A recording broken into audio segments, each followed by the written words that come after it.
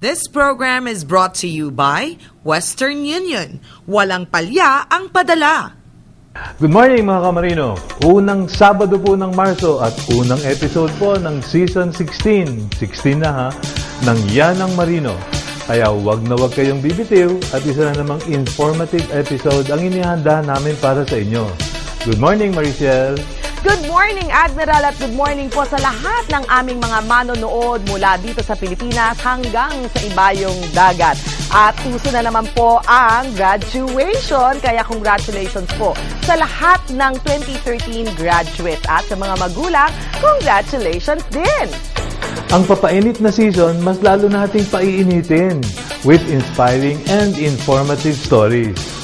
Hot issues na hinaharap sa maritime industries, kaya Samahan nyo kami mga kamarino. Halina, all aboard dito sa Yan ang Marino.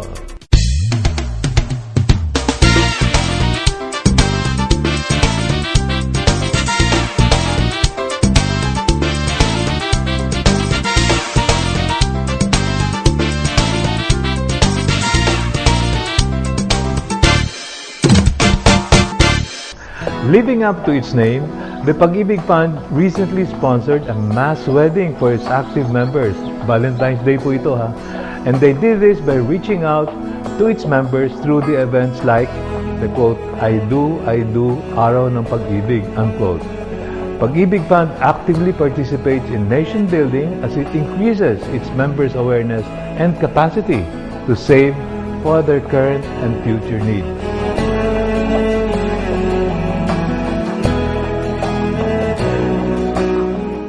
at dahil ang mga Pinoy ay sadyang mga romantiko, hanggang ngayon ay dama pa rin natin ang Valentine's Day habang papalapit ang panahon ng tag-init. No wonder kaya kung bakit hinirang tayong world leader in love sa buong mundo sa kakatapos lamang na survey. Kasabay niyan ay nakiselebrate ang Yan ang Marino sa daang-daang magkasintahan na nagsabi ng I do sa araw ng pag-ibig. The event, which was sponsored by the Pag-ibig Fund, was held simultaneously in 30 locations nationwide. Sa major prize na yun, meron times na minor prizes na worth 9,000 na compliant packages para kung magsimula sila, pwede mo silang mamili, sari-sari store, food cart, yung mga malilito na parang manipula po nilang negosyo, at mga appliances. Talaga namang pinaghandaan ng mga magsingirog ang espesyal na araw na ito. Ang entrance ng ating mga couples, aliw talaga.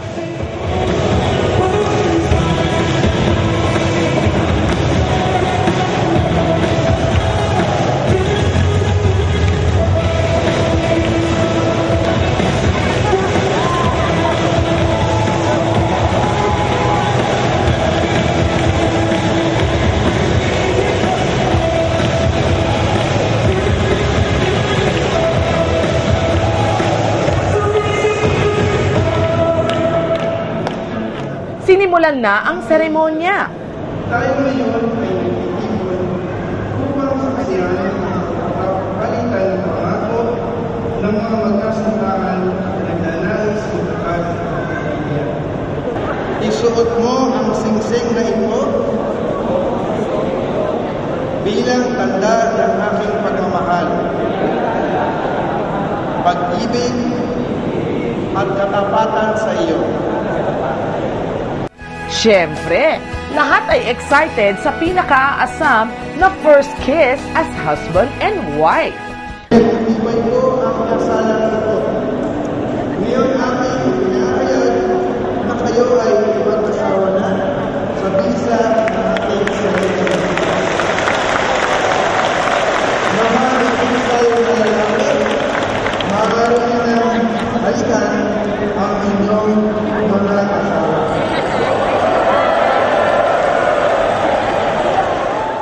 Ang tamis, kaya naman ang payo ni Ninong.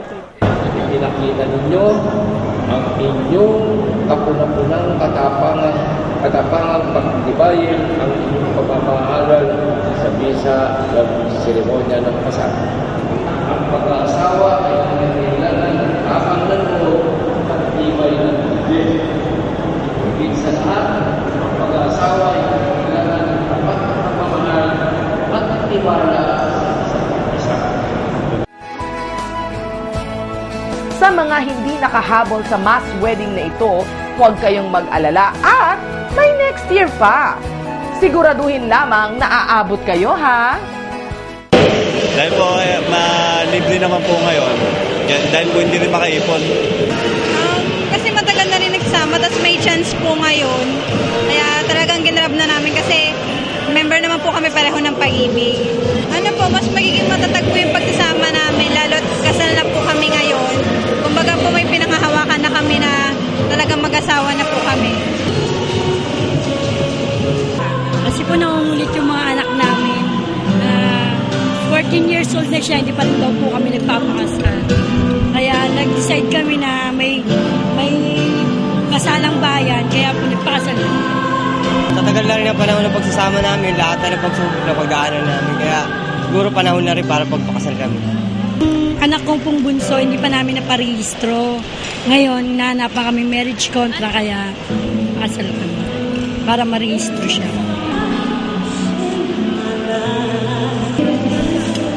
Para na rin po dito sa kambal namin ngayon kasi kailangan din yun sa PhilHealth, tapos yun sa green card namin na inaasikaso ngayon. Bali yun sa panganay po namin, ma'am.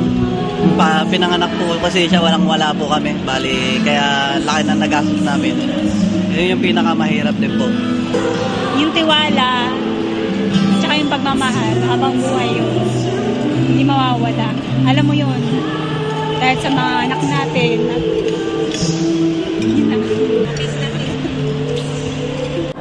Sana po ay magtagal pa ang inyong relasyon hanggang next year at meron po susunod sana na Pag-ibig Day ulit kasalang bayan sa 2014. Ang sarap talagang ma-in love. Tandaan lamang na hindi problema kung walang pera na pampakasal. Basta may pag-ibig.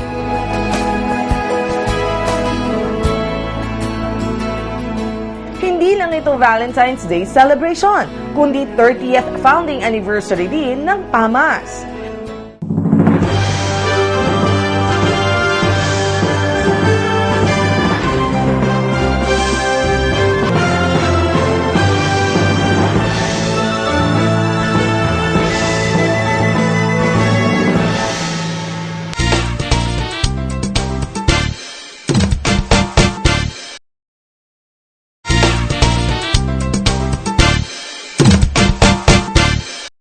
The Philippine Association of Manning Agencies and Ship Managers, or PAMAS, and the International Maritime Association of the Philippines, or INTERMAP, in partnership with the Rotary Club of Bagumbayang, Manila, gathered its members for a fundraising event and grand raffle draw of PAMAS INTERMAP's Pangkabuhayan project. Let's watch this.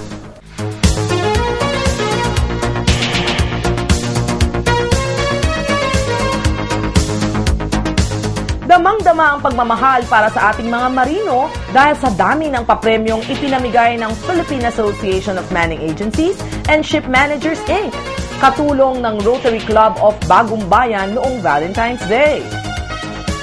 Hindi lang ito Valentine's Day celebration, kundi 30th founding anniversary din ng PAMAS.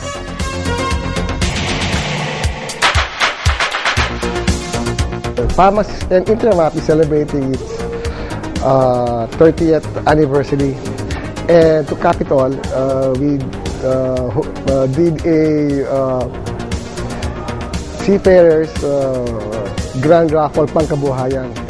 The theme of our raffle is Pangkabuhayan for our seafarers at saka yung mga pamilya nila. So ang grand prize namin is Toyota Avanza.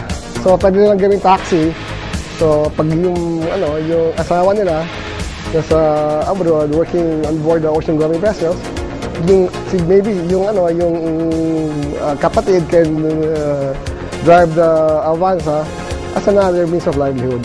Okay, Rotary Club Bagumbayan is a civil organization We are belong to the District 2810, was located as a Bagumbaya, Aquino, Bagumbaya, Isinuneta. Okay? As of today, our district, we are the second biggest club in our District 2810. Dahil sa sipag, tiyaga at sakripisyo ng mga marinong Pilipino, dapat lamang na maipadama din sa kanila ang pagpapahalaga at pagmamahal. Kaya naman ang grand prize, bonggang-bongga! May cash prizes din na worth 10,000 pesos, 20,000 pesos, and 50,000 pesos na kanilang magagamit upang makapagsimula ng sariling negosyo. For our 30th anniversary, Pamas and Intermap, we decided to hold a raffle for the livelihood prizes for the seafarers. They spend a little money, but at the same time, they can win a lot of prizes for their families to have their livelihood while they're not here. Aba, may motor pa!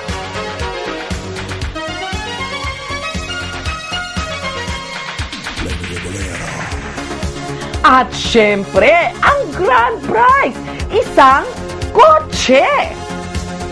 Jerry Pamposa of Santa Rosa, Laguna City. Congratulations to all the winners! Mabuhay ang marinong Pilipino! To the Filipino seafarers, the best seafarers in the world, we at Intermap praise you and always join you in helping you become more stable and our industry more stable so that we can help and prosper for the next 30 to 50 years. Happy 30th anniversary to Pamas and mabuhay ang Pilipinong seafarers.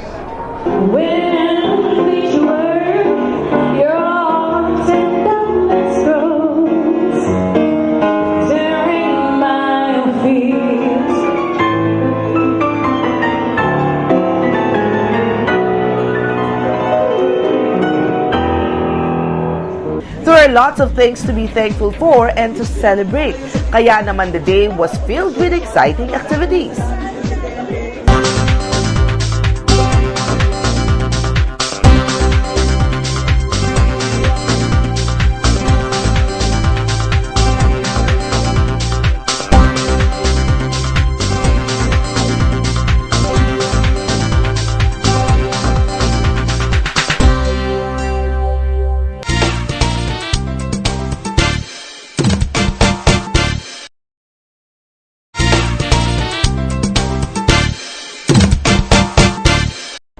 Isang masayang pagdiriwang ng 20th anniversary ng Siemens Village sa Cavite ang aming nasaksihan.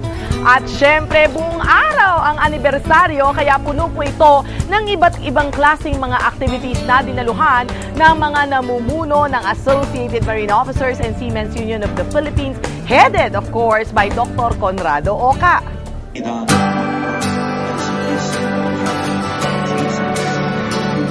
Yanang Marino joined the Association of Marine Officers and Seamen's Union of the Philippines Community Development and Shelter Program on its 20th anniversary held at the Seamen's Village in Cavite.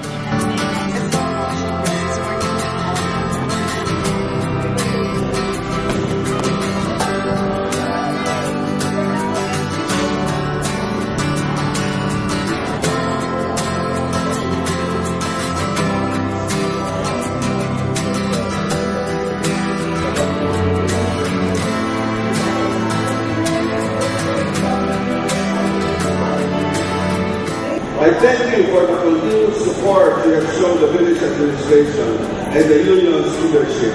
All this would not have been possible without your resolute, continuing, and unwavering cooperation. I also sincerely pray and wish that you will continue to have Captain Oca's passion to make things better for others, especially for our hard-working seafarers and their families. There are lots of things to be thankful for and to celebrate. Kaya naman the day was filled with exciting activities.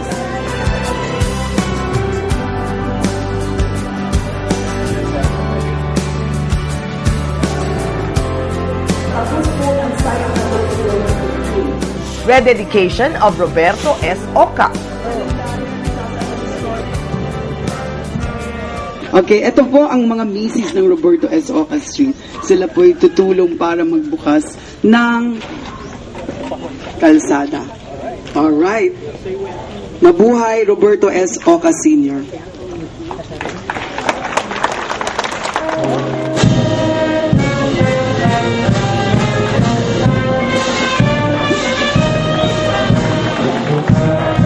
Thank you very much. Rededication of Captain Vicente S. Oca. Captain Vicente S. Santa Cruz Oca was born on February 23, 1918. By the way, si Roberto S. Oca po, siya naman ang death anniversary po niya today. Si Captain Vicente Oca naman ay birth anniversary niya today.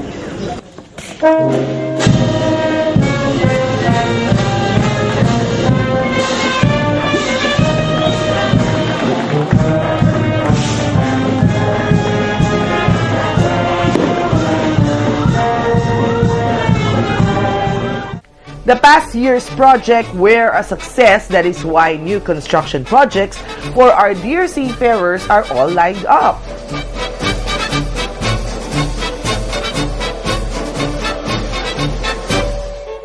Groundbreaking ceremony of the Eco Hobby Hub.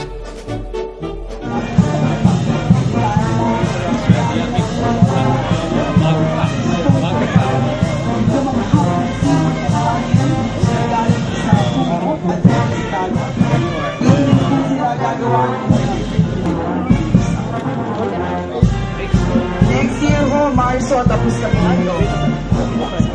Ribbon cutting of the Global Siemens Village Art.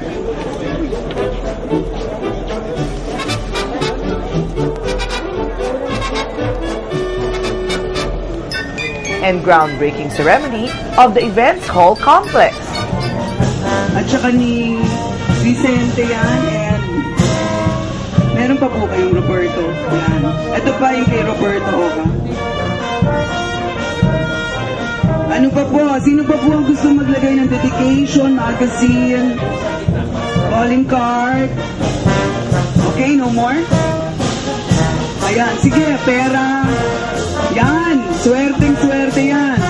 Longtime homeowners who have completed their requirements are now proud holders of their own home titles. Nagpapasalamat sa pagkakataong binigay sa amin na makarating dito sa village na ito na napaka peaceful at saka wala na kami ibang hihilingin pa, living in a very nice place na from the sweat and blood ng mga seamen who contribute for this village. Sa lahat po na bumuo ng Amusop of Siemens Village, ako po ay na-awardan ng bahay na para makatira dito. Kaya lubos po ako nagpapasalamat sa lahat. Maraming salamat po. Everybody was happy and satisfied. Congratulations to Amusop for the unending love and dedication for the Filipino seafarers.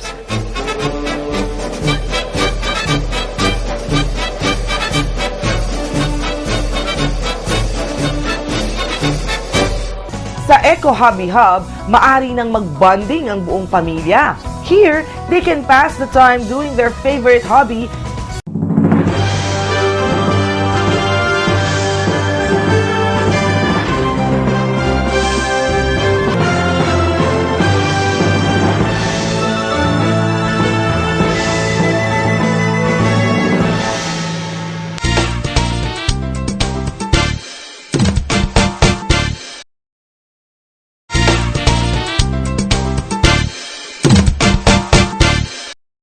Ang Eco Hobby Hub na itatayo sa loob ng Siemens Village ay naglalayong mamulat ang komunidad sa kahalagahan ng kalikasan at pagbibigay importansya sa mga bagay na may kaugnayan sa sining. Tulad na lamang po ng pagpipinta. Aba, picnic po ito at family bonding, nasa iisang lugar na lamang. Kaya alamin po natin ang proyektong ito sa loob ng Siemens Village.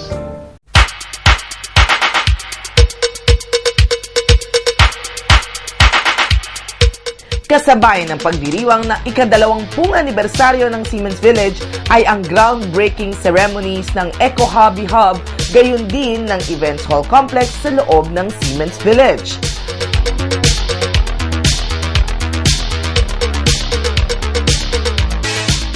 Ang Eco Hobby Hub ay itatayo sa gitna ng Animoy National Park Reserve dahil sa mga naglalakihang puno na itinanim na ng mga residente doon.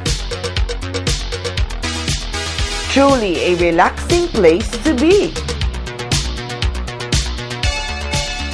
Ayon nga kay Miss Marisa Oca, ang administrator ng Community Development and Shelter Program ng Amosup Siemens Village, ang Eco Hobby Hub ay itatayo para sa kaginhawahan ng mga pamilyang nakatira sa natatanging village.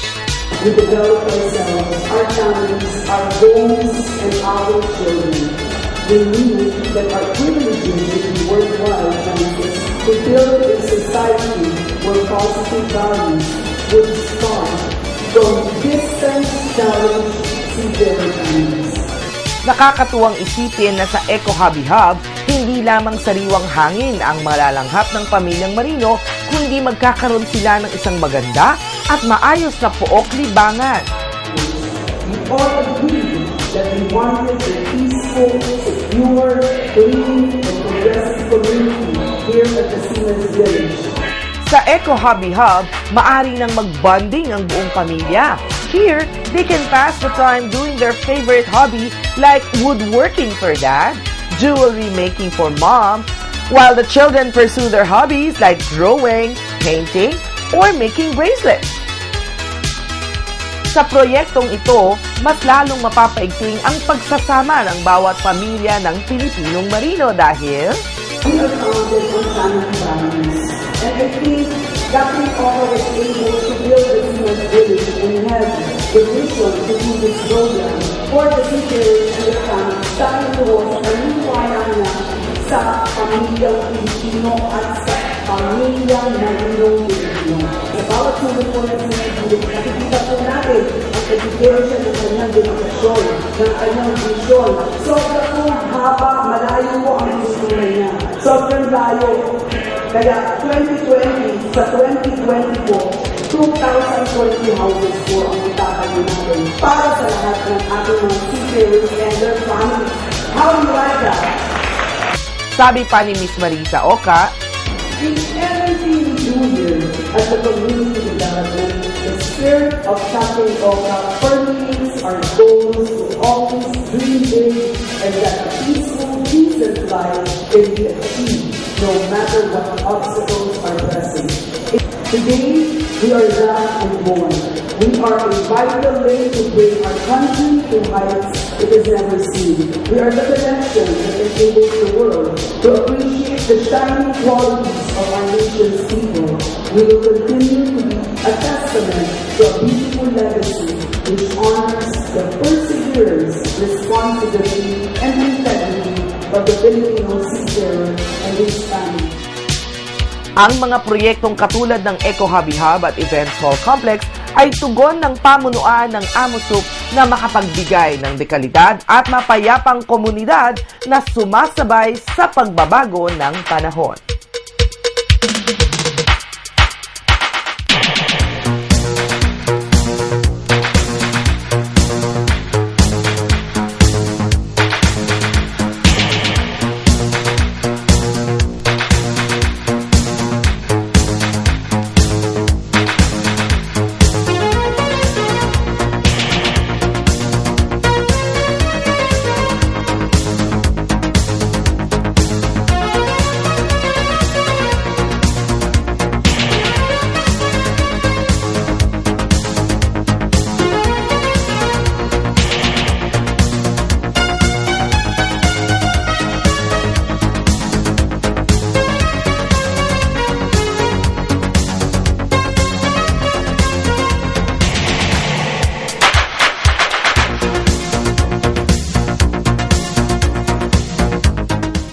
Marichelia would like to thank Dr. Almon Derla of La Estetica, Tomas Morato Branch, with hotline 332-8604.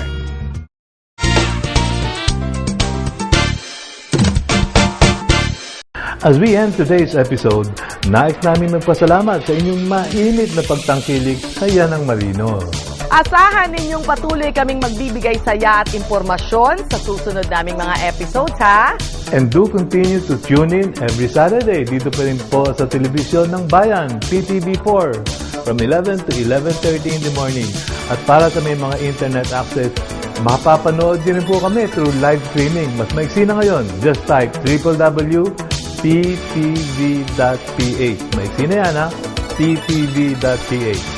At para po sa mga updates tungkol sa maritime industry, www.yanangmarino.com, and don't forget to like us on your Facebook account. Pati na rin po ang aking Facebook account, ang Maria. Follow us on Twitter. Muli, maraming salamat at happy weekend mga kamarino. Kita-kits tayong muli mga kamarino, but for now, Anchor bye! away! Bye-bye!